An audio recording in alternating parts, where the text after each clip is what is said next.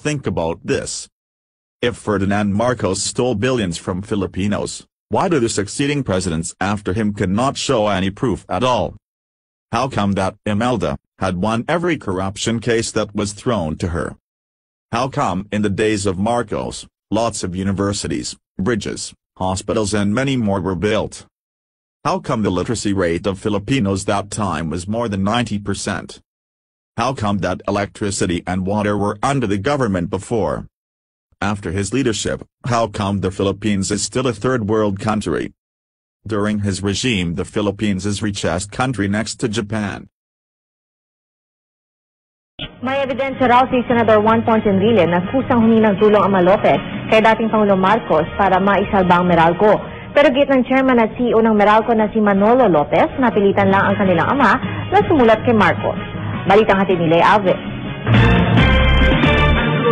Nasa pangangalaga ni Senador Juan Ponce Enrile ang kopya ng tatlong sulat ni Eugenio Lopez kay Pangulong Marcos noong 1973. Ang nilalaman ng mga sulat na ito makikita sa website ng Senador. Humingi raw ng tulong si Lopez sa gobyerno na isalba ang Meralco na noon ay baon sa utang. Pero sa open letter ni Oscar Lopez kay Pangulong Arroyo nito lamang Mayo, nakasaad na pinuwersa ni Marcos ang mga Lopez na bitawan ng kanilang shares sa Meralco. Kabaligtaran ang sinasabi ni Enrile. Yung sinasabi na pinwersa ng Marcos government ang mga Lopez na ipagbili yung Meralco sa gobyerno, hindi totoo yun. Sila ang nagmakaawa sa gobyerno. Nasaluhin sila para hindi sila mabangkarote. Makikita raw sa mga liham ni Eugenio Lopez kay Marcos na ito ang humihingi ng tulong sa gobyerno para hindi mabangkarote ang kumpanya. Binuo ng gobyerno ang Meralco Foundation na ayon kay Enrile ay bumili ng mga shares ng mga Lopez sa Meralco. Sino yung Meralco Foundation? Ikaw, ako, lahat ng mga consumer ng elektrisidad.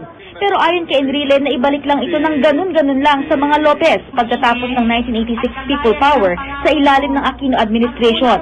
Masyado raw paborable ang hakbang na ito sa mga Lopez, habang bilyong-bilyong piso naman ang nawala sa mga Meralco customers. There was a sweetheart deal. Hiningi namin ang panig ng Meralco tungkol dito pero tumangging magbigay ng pahayag ang kanilang tagapagsalita. Pero sa pahayag kahapon sa GMA News ni Manolo Lopez, ang chairman at CEO ng Meralco, sinabi niyang napilitan lang daw ang kanilang ama na sumulat kay Marcos. He didn't have any choice. He didn't have, in other words, too many options at that time. If not, the company would have suffered heavy losses, and he was also hoping that by that offer it would cause the release of my brother from prison. Panahon ni dating Pangulong Aquino nang naibalik ang Meralco sa mga Lopez. Kumakala pa raw ng karagdagang impormasyon si Senador Noynoy Aquino tungkol sa issue.